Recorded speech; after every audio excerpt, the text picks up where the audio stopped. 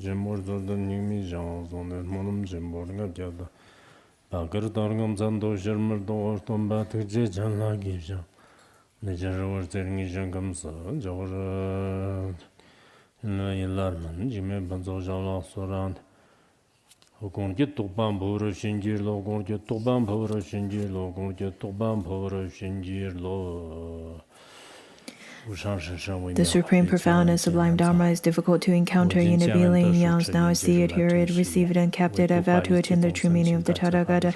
In order to liberate all sentient beings, let us generate supreme bodhicitta.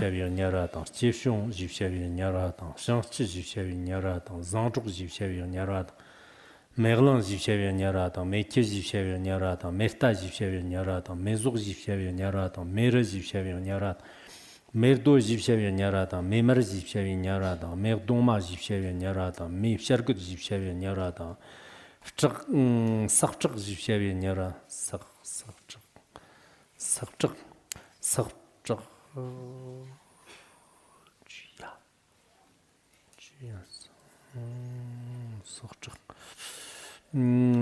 Zivshavia Nyarata, Pakshi Zivshavia Nyarata, Changtong Zivshavia Nyara, Sakchak,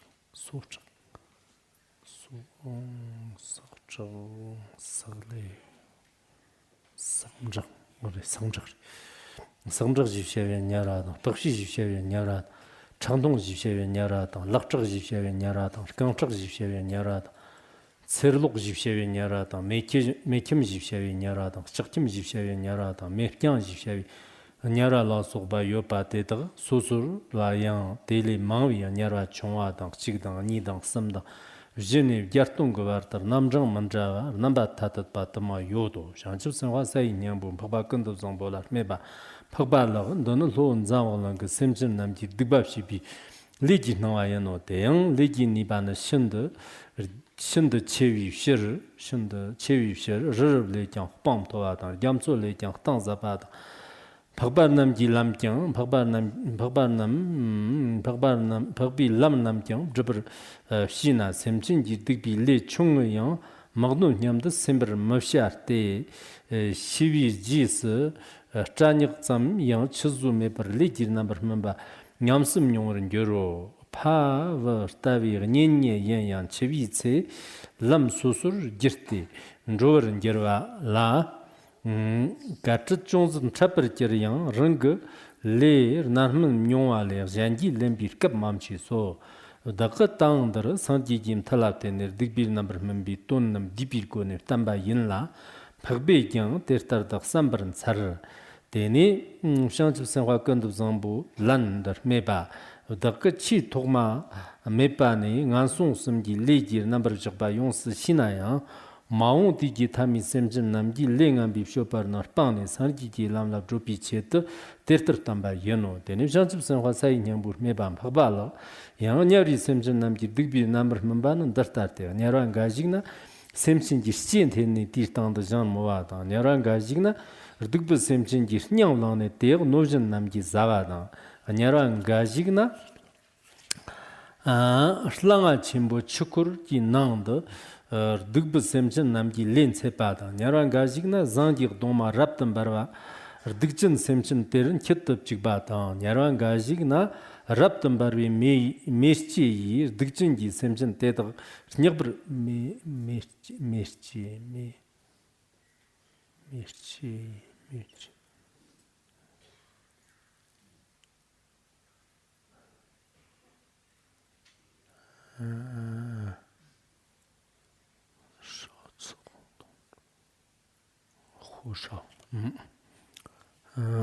Messi, Dictingi Semjin Ted of Nyabar Shepadan, Yaran Gajigna, Changar Raptor down with Semjin Ted of Counter Shepadan, Yaran Gajigna, Shanchi, Varsam Meper Kangadan, Yaran Gajigna, Put Trumper Shepadan, Yaran Gajigna, Memdan Sapadan, Yaran Gajigna, Dunjab Dagbadan, Yaran Gajigna, Simpson Teta, Kangal Robber Shepadan, Yaran Gajigna, Children, Gunning Kibber Shepadan, Yaran Gajigna, Shaki Gunning, Trooper Shepadan, Yaran Gajigna, Children, Gunning, Dripper Shepago, Habala, Yara Susu, Lady number Mambana, Terter Lagna, Ter Lele Tribi. Nyarin Soncha, Yarton Mambo, Ndertarte, Zandang, Chardang, Dodang, Mayung Povjili, Tripa Shartar Yano, Nyari Semson Namji, Legit Nam, Chaberna, Testarta, Wo. Gatu Nyari Semson Namji, Double Legit, number member of Jama, Namjurno, Nyara Ri Nanda Yang, Yarton to me, Dinger Dana, Nyara Mambu, Nanda Telejan, Mumago. So the Katander Senji, Zimterdam, Pabani, Travala, Tenne, Ter start of the deeper goni. Nyapa lakso kachit jebrib shadna karvi warta nzapim tamam chiso say nyang bursa molum jim dole nyari mangar namjik leger ngabagu.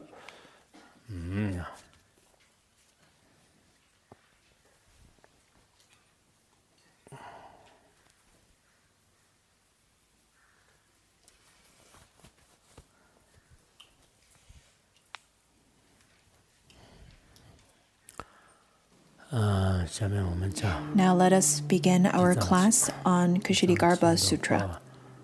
正在讲 Currently, we're studying the chapter on Hell Realm. 那么昨天前面 Previously, we've already studied the different kinds of sufferings in Hell Realm.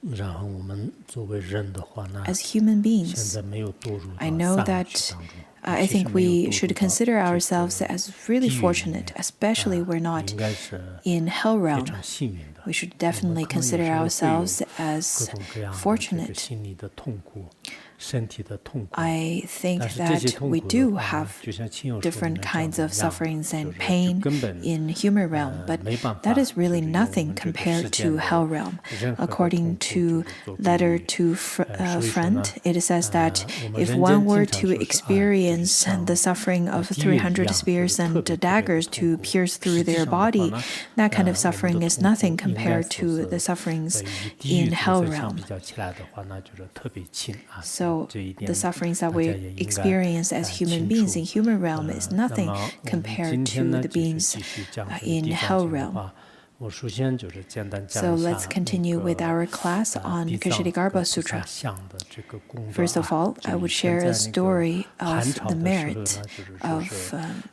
有一 looking 个这个 or 官员 pay 啊 reverence 就是 to 他是 image of 信奉道教 Ksitigarbha 的 Bodhisattva. 就是然后不信仰 Back 这 in 个三宝 Han 但是后 Dynasty, 来呢 there 就 was 是他 once 得了 an 一种这个 officer. 热病就是病 He's 得非 a 常 Taoist 时间 practitioner 很 and 长 not a 很长的 Buddhist.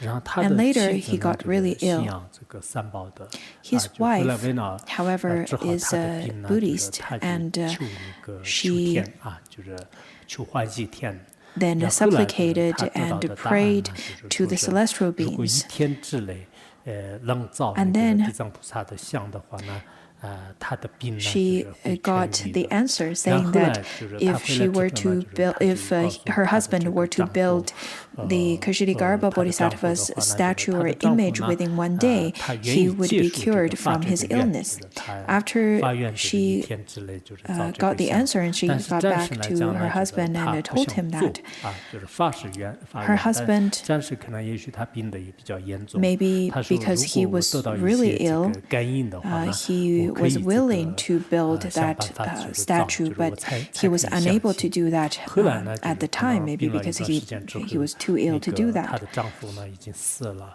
她丈夫 And 死 he 了以 said that 后 if I can 她妻 receive 子 some 呢 kind 就 of 特别的这 insights, 种 maybe I 伤心 will. 啊，就是她特 And 别 then 的 after a 伤心。 while, 在那 her 个时候的 husband 话呢， died. 就是 The wife 有 was 很多人 extremely 具有各种 heartbroken. 不同的说法，就是有 And 信仰的 then she 人呢， got 就是 different 说是 kinds 这个 of 丈夫呢，他不信因果，就是 predictions on 不造 where 这个 her 地藏像 husband 就是不归依， was 就是这个原因 reborn. 而死的。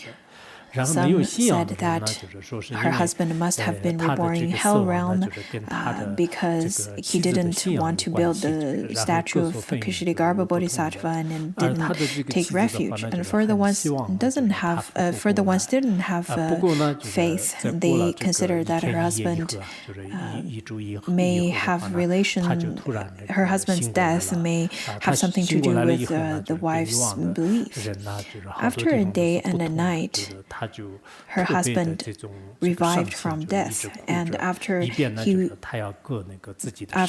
woke up, and then he reacted completely differently than how he used to be. He was completely, he was really sad and kept on crying, and he even wanted to cut off his tongue. And he said to his wife, saying that you are a true spiritual friend. If it weren't for you, I would have been reborn in hell realm. You are the one, you are the reason who, you are the reason that brought me back to life, to continue to live in this world. And the wife continued to inquire about the reason. So he told his wife that he's experiencing in hell realm. He said that after he died, first off, he was sent to the Yama. The Yama was not happy to see him.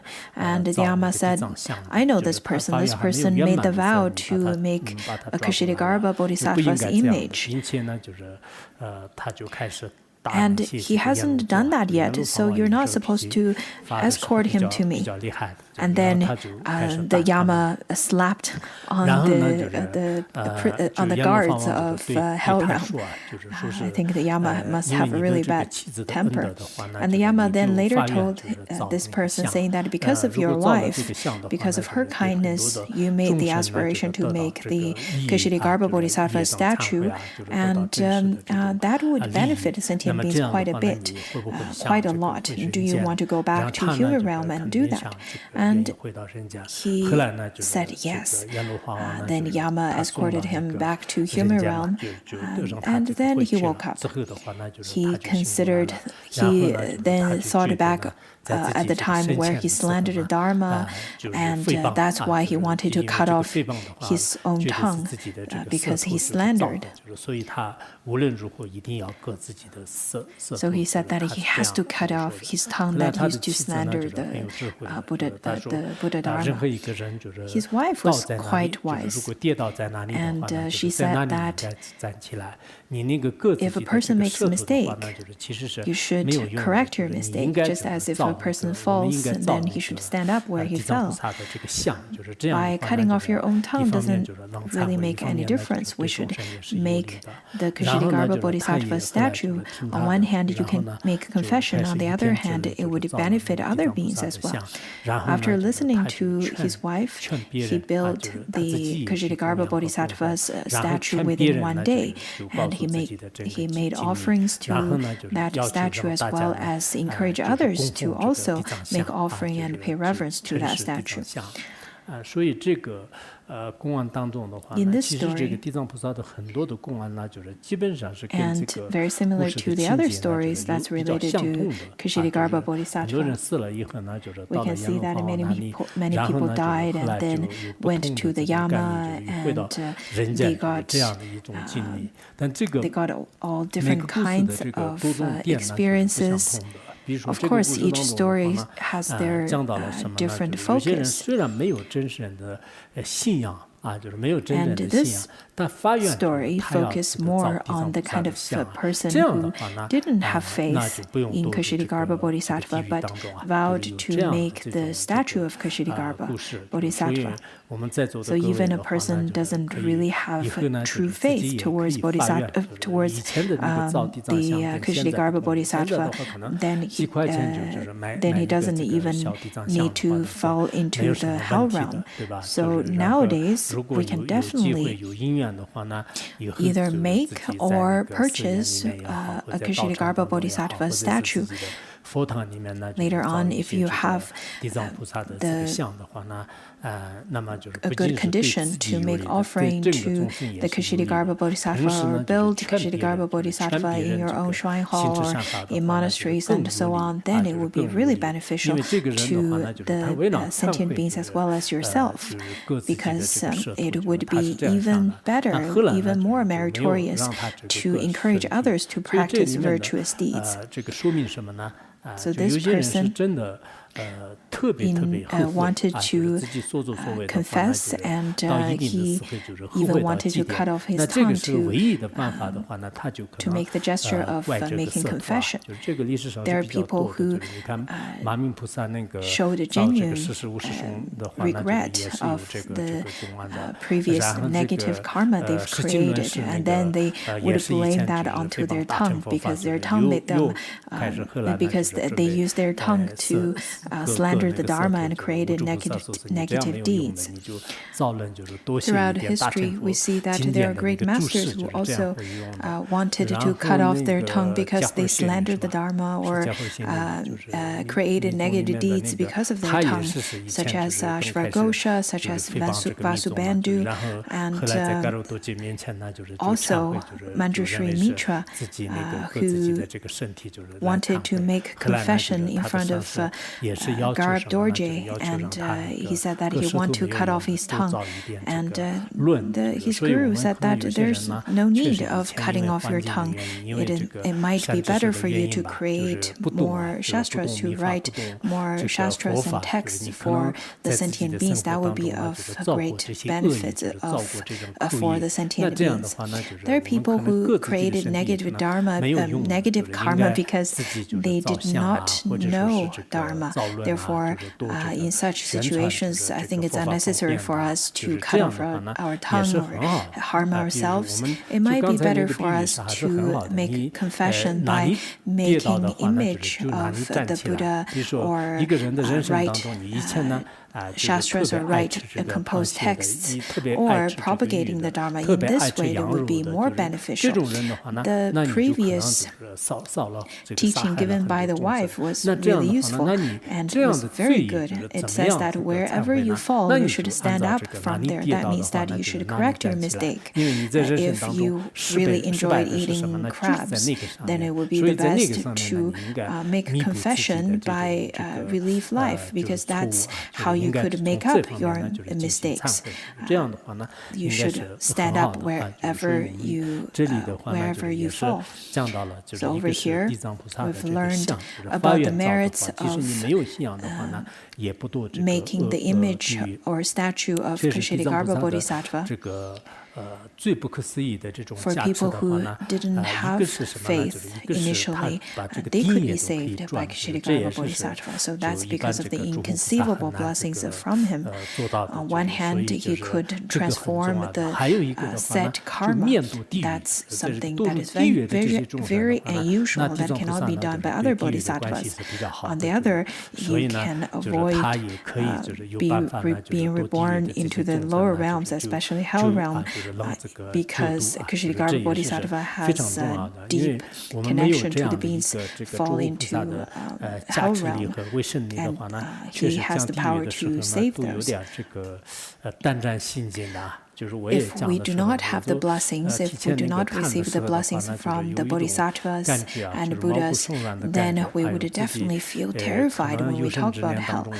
Sometimes I myself feel really terrified by reading the hell realm chapters, because I'm sure there are lots of seeds, lots of causes of myself to be reborn into hell realm, the causes and seeds that I can no longer remember. And once those seeds get ripened, then one would definitely be reborn in the hell realm. So in this lifetime, since we've already got the human body, we should definitely confess. We should definitely practice confession. Otherwise, if we were to fall into a hell realm, we probably won't even have the opportunity to chant mantras or make confession. Sometimes I think to myself, I really wish to get into retreat and practice and make confession, especially since today we're going to talk about the suffering in hell realm. And when we talk about that, it will be really uncomfortable for all of us. And I think people would persist to ask me to teach and so on. Of course, everyone's everyone's really selfish and they want me to teach more. And maybe because I think we're learning about the suffering in hell realm. Later on in the benefits chapter, I probably will feel more comforted. But when we talk about the suffering in hell realm, everyone don't feel quite comfortable. In Tibet, we would say that the lay practitioners should feel really happy, but when they are learning about precepts or Vinayas, they would feel lots of suffering because they would talk about all the violations of precepts, and you could violate the precepts here and there, so they don't feel happy anymore. The novice should feel really happy, but when they are learning Vinaya teachings, they probably don't feel very happy anymore. Of course, when we talk about Dzogchen, the great, the Mahayana, the great Ati teachings and so on, when we talk about how the afflictions do not exist, and there's really no intrinsic nature of afflictions and so on, you would feel really happy, and people would probably feel that it's fine, I can eat meat, and there's no afflictions, and there's no intrinsic existence of negative karma, so I can eat meat and so on, and they would feel really comfortable. And when we study the karma and karmic retributions, we probably feel otherwise, we feel very uncomfortable. Anyhow, the great masters in the past, they've made outlines for Ksitigarbha Sutra, but this time I really didn't have enough time to look through their outlines. For the past few classes, I didn't even have time to attend the chanting before class and after class. This is something I really treasure. I consider this as one of the most important chanting of my day, but sometimes I get really busy. I don't really have time to attend the chantings before and after classes. So this time I really didn't have time to go through the commentaries composed by previous masters. But this year, since I've translated this sutra, as you may know, the requirement for translation, in fact, is much more strict, because you have to understand each word and each sentence. So I spent a lot of time on the translation of Ksitigarbha Sutra and lots of commentaries, so I still remember some things from the commentaries. So let's get into the actual text. Over here, Ksitigarbha Bodhisattva said, "Compassionate One, within the Chakravarta mountains there are all these and other hells.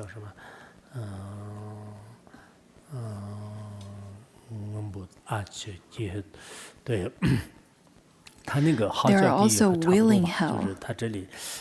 Willing hell is where the beings would be burned by boiling water, and their body cannot hold up to such kind of suffering, such as in cold hell. We know that there's the hell realm that's called the eight-petal lotus hell and the 16-petal lotus hell, where the being's body would split into 8 or 16 or many pieces. And then there's the pulling tongue hell. That's where the being's tongues will be pulled out by the iron forks.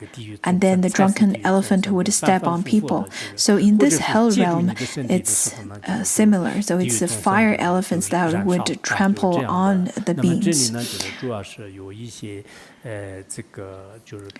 Usually it is because people who used to get intoxicated or lie to others or take all kinds of or get intoxication from drugs and so on, that's the karmic implication, or that's the karma retribution that will lead beings to this hell. The next one is fire dogs. The fire dogs would attack beings and eat the beings in this hell realm, or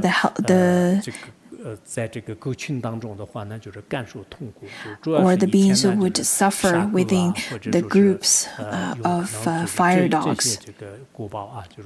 Usually, beings who kill the dogs would fall into this hell realm. The next one is fire oxen hell and fire horses hell. So whatever beings, whatever animals that beings used to kill, that people killed when they were alive, they would fall into this hell realm. In this hell realm, the beings has to ride the horses, and the horses are on fire, and then the beings had to ride them because of their karma. They cannot fight against it. And then similarly, in the fire oxen hell, the ox would pierce the being's body with their horns that's on fire, and use various ways to torture the beings. Just like a game that you can play it in various ways, in hell realm there are various ways of punishment that beings would receive because of their various karma. The next one is fire mountain hell, almost like volcanoes.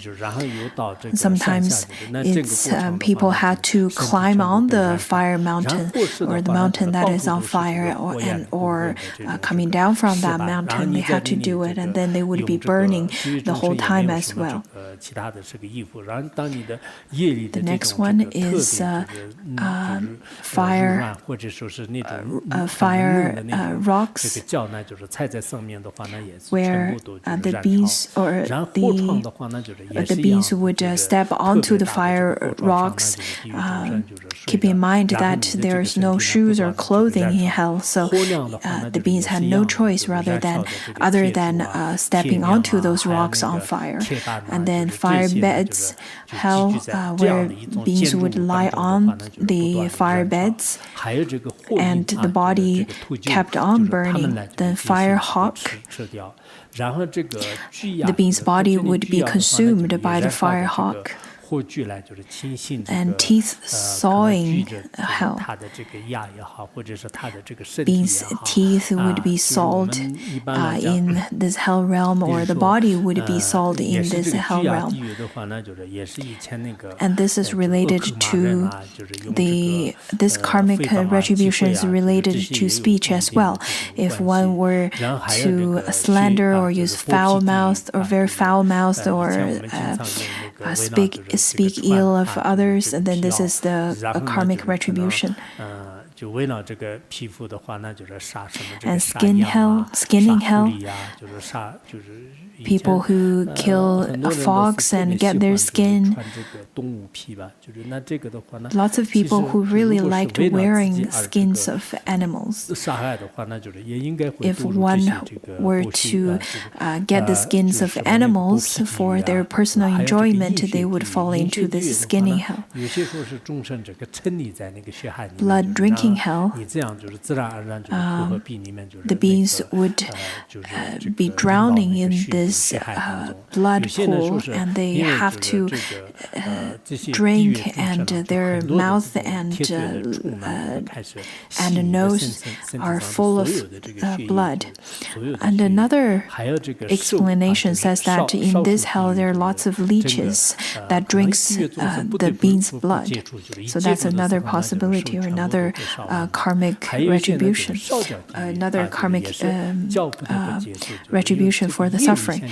And then a scorching hands hell, where the beings have to touch the fire or burning ground, and then their hands will get scorched. So scorching feet hell, that's similar as well. So scorching feet hell is the karmic retribution of where beings have to place their feet on the ground.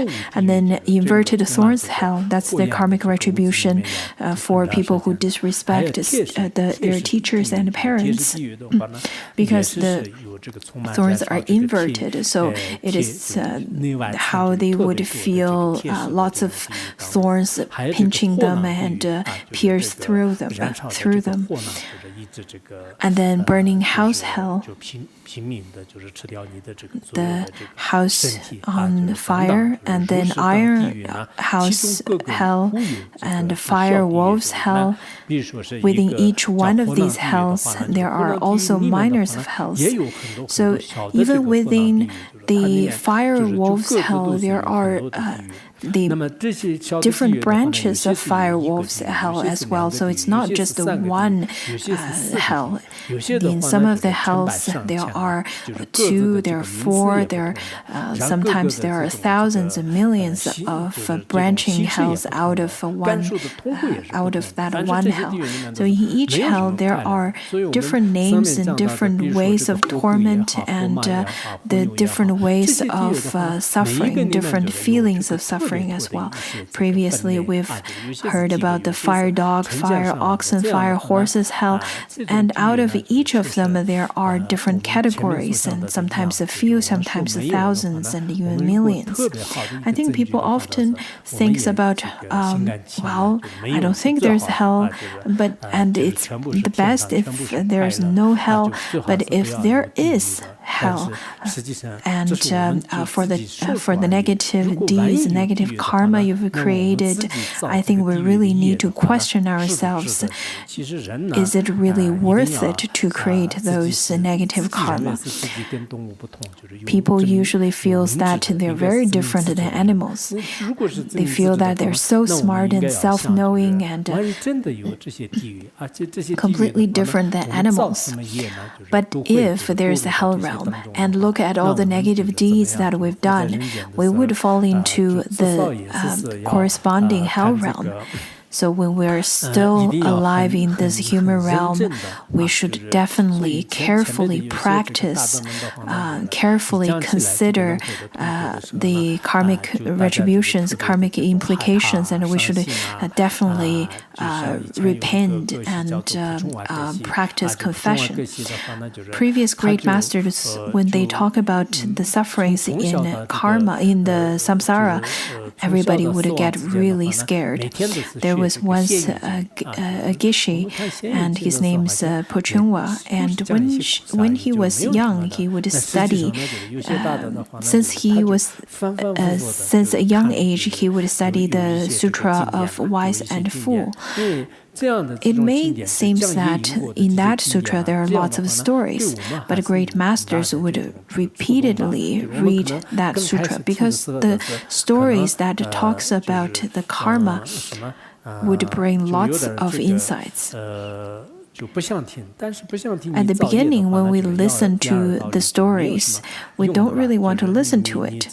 But if we don't listen to it, but we would practice such negative deeds, then we're simply fooling ourselves. Because karma exists, and if we were to create cause, then the fruition would naturally ripen.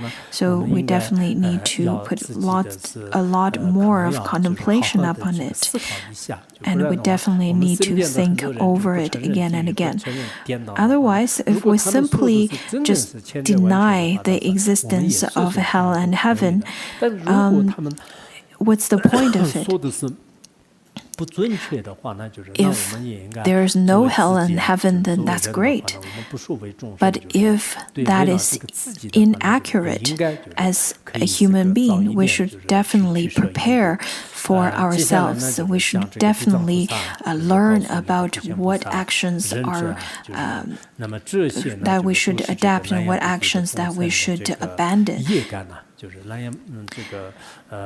Then Ksitigarbha Bodhisattva told Samadabhadra Bodhisattva, saying that a compassionate one, all these hells are the manifestations of the karmic retributions for the malicious deeds of the sentient beings in Jambudvipa.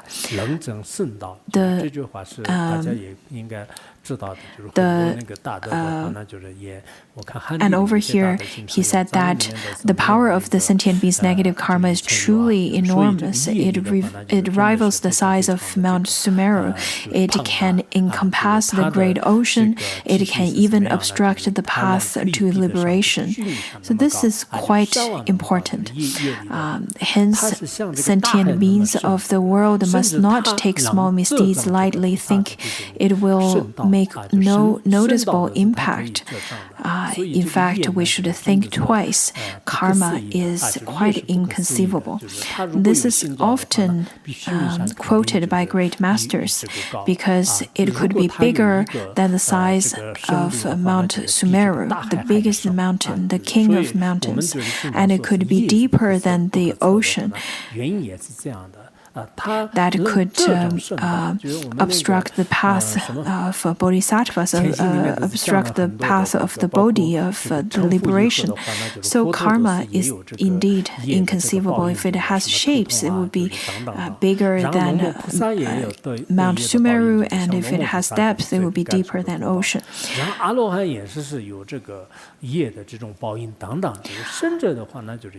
And in Words of My Perfect Teacher, it talks quite a bit about it. It says that even after attaining liberation, after attaining full enlightenment, the Buddha also had to endure the ripened fruition of a headache. And then Nagarjuna also talks about Nagarjuna also at the end had to suffer from the ripening of the fruition of being capitalized by the blade of grass. And arhats would also suffer from the fruition of their previous deeds as well. According to Mahaprajna Paramita Shastra, it says that when it is time for the fruition to ripen, it would definitely not disperse. So it won't make any even little bit of a mistake. If one were to kill a little insect, such karma would not disappear in vain. There are the four aspects of creating karma. That is, you have to, of course, have the motivation and the such kind of thinking and the action, and then have done it. So there are the four processes or the four elements of completely fulfill that action of creating karma. Sometimes, however, such as walking on the grass in the summer, if you were to step onto some insects without such intention, or for example, the other day when we were on the way driving in the car, there was some sparrow for some reason just got hit by the car and then died, and I was feeling quite upset. But according to Abhidharma, it says that it is the kind of karma that though is done but does not accumulate a karma, because there is no intention for me to kill any beings. So there's no intention or motivation to do that. Anyhow, I should still make confession because karma is indeed quite profound and very vast. And then Ksitigarbha Bodhisattva continued to say that hence sentient beings of the world must not take small misdeeds lightly, thinking it will make no noticeable impact. Do not think in such a way. Otherwise, it is only fooling yourself, and after death, even a tiny bit of the karma would ripen. According to Sutra, it says that one should not take small misdeed for granted, thinking that it will make unnoticeable impact. Keep in mind that the water drops, though very small, but if it persists, then it would eventually fill up large containers. This is very similar to what it says over here, because karma indeed is quite fearful. If we were to create any little bit of karma, even any little bit of misdeed, the karma will mature, and we will definitely suffer because of that. So after knowing the karmic retribution of misdeeds, of unvirtuous deeds, then we should try our best to avoid them. That is, of course, the best. The great masters, and even the ones who had attained a certain level of insights and even enlightenment, they are terrified of creating negative deeds. Pontsog Rinpoche, when he was alive, he then would not carry out any misdeeds, would not carry out any smallest misdeed, even if that kind of deed would lead to certain kind of success. He would not do that at all. The great masters all paid great attention to karma. I think I told you the story when Padmasambhava was at Samye Monastery. One Mara really wanted to harm him, and one day he appeared in front of Padmasambhava as in a human form, and then asked Padmasambhava what he's afraid the most, and he answered Dupa. There are two meanings. One is misdeed. That's what Dupa means. And then there's another meaning. Padmasambhava once said that one's view should be as expansive as the space, but to choose the actions as fine as a flower. What he meant was, in fact, he's afraid of misdeeds. And there's another meaning. Another meaning of Dupa is scorpion. Not really spider, but scorpion. You can see the scorpions in some of the Thangka paintings of Padmasambhava. So the Mara thought, oh, he's afraid of scorpions. And the second day, he manifested the whole Samye covered with scorpions. And then Padmasambhava abide in his insight of Mahāti, then subdued the Mara with the seal mudra. The Mara got completely terrified and vowed never to harm Padmasambhava ever again. And then he became the Dharma protector of the Tantrayana teachings in Samye Monastery, and his name is Behar.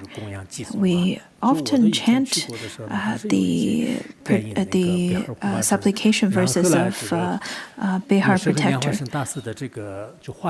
Sometimes the paintings of Padmasambhava, we can see that there's a scorpion in his hand.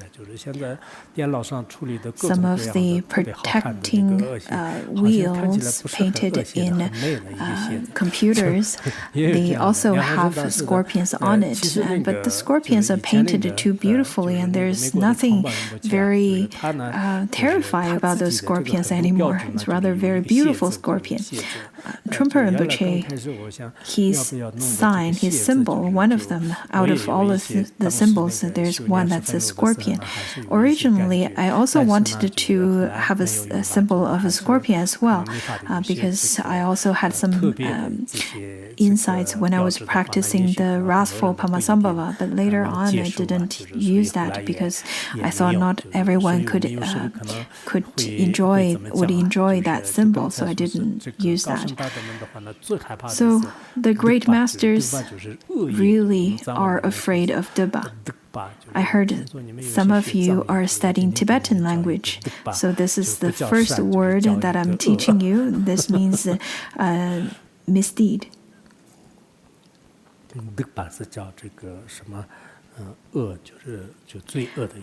Misdeed is Dubba, and Giva is virtuous deed. Now everyone's talking about Giva.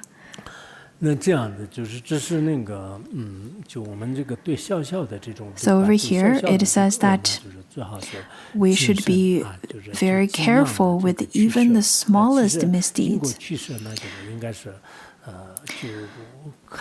Sometimes I notice that lots of our practitioners, indeed, they place great importance on investigating what should be done and what shouldn't be done. But sometimes they tend to be a little bit overdoing it, where they're stepping over the borders and get a little bit over-enthusiastic, thinking that this is misdeed, that is misdeed, you can't do that, and you can't do this. I think it is the best for you to understand the Vinaya first, the Vinaya that is made by the Buddha, and then we'll follow the Buddha's rules. That is the best.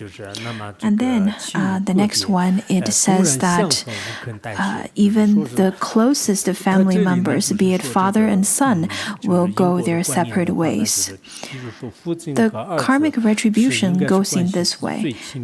Even the father and the son, who are really close family members, but once they die, the father and son would head their separate ways. They cannot go the same way. Even during bardo, even if they head to similar directions, they cannot exchange their karmic retributions. The father cannot take the son's karmic retribution, and neither can the son. According to the Buddha's teaching on the 18 hells, it says that if the father does not practice virtue, the son does not take such unvirtuous karma.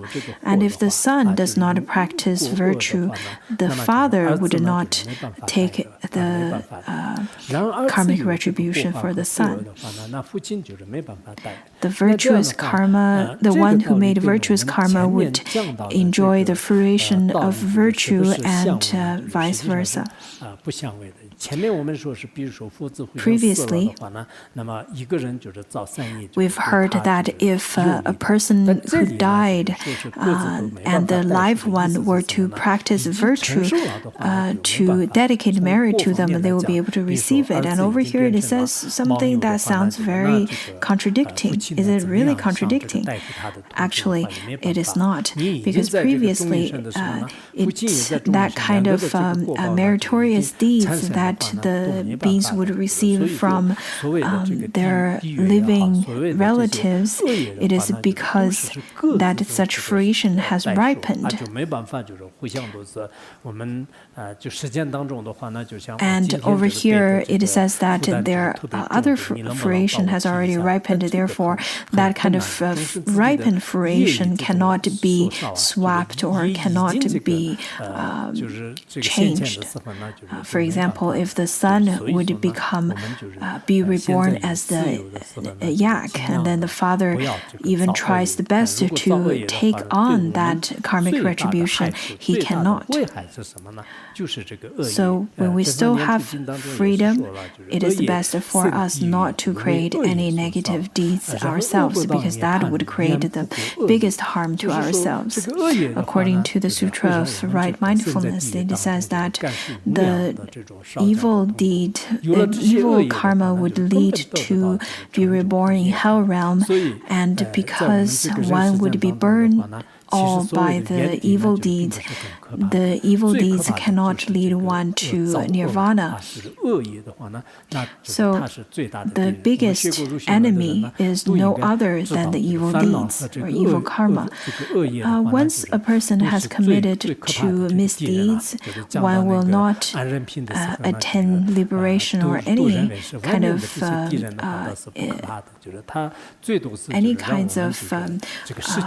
realization at all. So the biggest enemy to one is definitely misdeeds that is committed by oneself rather than other enemies and other external enemies.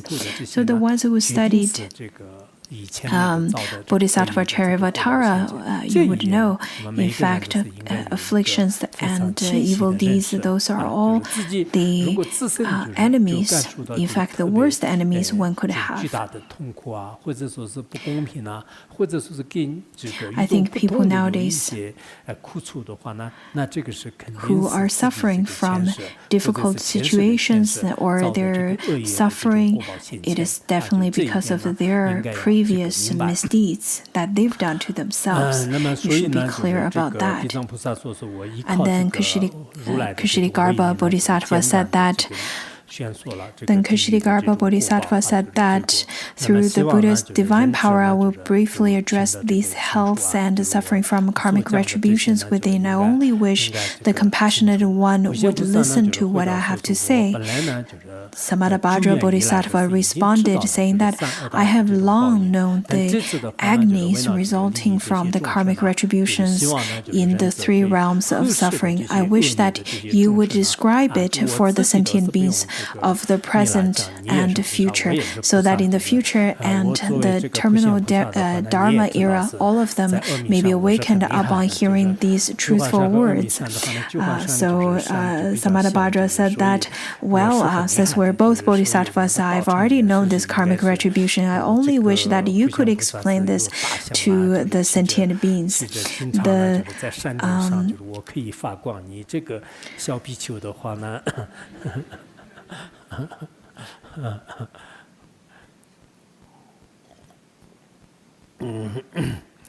So Samadabhadra over here says that I myself already know it a long time ago. I'm only asking you for the beings in the dark age, so that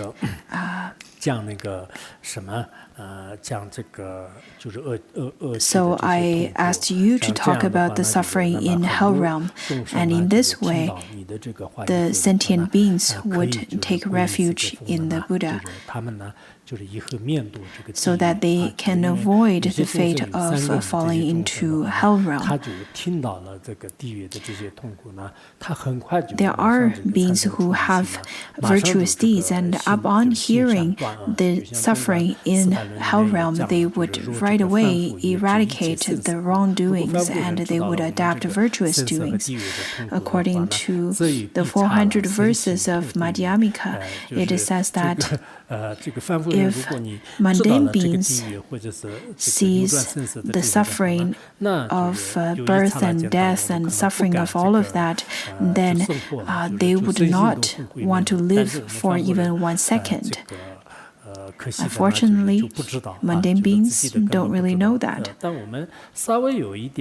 But for beings who have a little bit of wisdom, you should understand that, and you can use your inference to see what your previous life must have been just based on your present life. And then Ksitigarbha Bodhisattva then said, the two bodhisattvas respect each other quite a bit. So over here, Ksitigarbha Bodhisattva says, compassionate one. They really respect each other. The Tibetans would say lasso and lasso. Very respectful. Well, at least on the surface. So over here he says that compassionate one, the suffering in hells are as follows. Over here the suffering stated are similar to the previous ones, but maybe the ways he said is a bit different. Other than that, most of this are similar. So he's repeating it. Some of them are a little bit different. Over here he says that there is a hell in which the sinners' tongues are pulled out and plowed. There is a hell in which the sinner's tongue, then there's another hell which the yakshas rip out the sinners' hearts and eat them. In the Chinese translation, the sinners are has the implication of human beings, but in the Tibetan language, I translate it as hell realm beings because it's not necessarily that they're all human beings. So I would use the term of hell realm beings. When the beings are in hell realm, they're no longer human beings, right? 对吧？他那个时候呢，就是会有地狱呢，就是就去那个罪人或者是地狱众生的心， in this hell, which the yakshas would rip out the sinners' hearts and eat them. There's a hell in which sinners are cooked in boiling waters. They're boiled in the bubbling water. And then there's another hell which sinners are forced to embrace burning hot bronze pillars. There's a hell in which sinners' bodies are burned in fires. Then there's another hell which is always freezing. In another, the sinners are submerged in unlimited amount of feces and urine. In another, flying white-hot morning stars strike the sinners. Over here, the white-hot morning stars, they have some sharp edges. It's a type of weapon, but it's in a star shape. So that's the kind of weapon that would strike the sinners. In another, fire spears pierce the sinners' bodies. In another, the sinners' chests and backs are pounded. The yakshas and the guards would then pound the chest and backs of the sinners. In another, sinners' hands and feet are burnt. In another, iron snakes, the poisonous snakes, suffocates the sinners by coiling around their necks. And some of the hells would have the snakes that would pierce through the whole body. In another, iron dogs tear the sinners into pieces, chase after the sinners, and so on. In another, iron mules trample the sinners.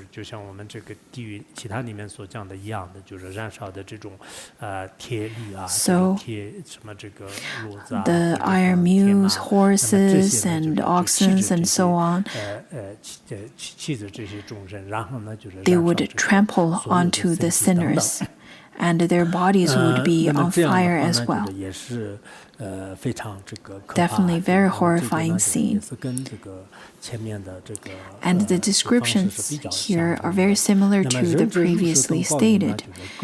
Ksitigarbha Bodhisattva concluded by saying, "Compassionate one, these types of suffering number into the hundreds of thousands. Within each hell, the implements of karmic retributions are made of bronze, iron, rock, and fire, for these four materials are manifestations of the sinner's karmic sins." Majority of the hell talked over here are the hot hell. So the weapons and whatever people would see over here are all burning. The bronze, iron, rock, those are all on fire. Other than that, there's really nothing much. People usually would say that one's heart is as hard as a rock.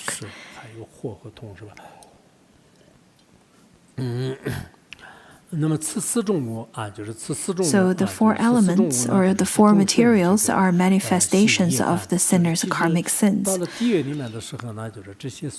Once being reborn in hell realm, all the phenomena, the external phenomena that includes all the different places, the water, and the ones who suffers, the ones who harms the sentient beings, they all bring suffering. If one were to be reborn in the in the Pure Land, then everything would bring joy to the sentient beings. According to wish-fulfilling jewel, treasure of wish-fulfilling jewel, where it quoted from Samadhi Raja Sutra and Prajnaparamita Sutra, it says that all of those are no other than the mind. Let it be hell realm beings or the beings in Pure Land. Everything that appears outside is no other than our mind. This teaching is quite profound. I think we cannot, it's very difficult for us to accept it right away, to understand it right away. But if we were to practice it, if we were to take the time to contemplate and to study and to practice, then we should definitely be able to understand this. We would know that indeed the sentient beings are living in delusion. Let it be heaven or hell, they're all made of mind. This is a very profound teaching. And I really hope that people can dive into the study.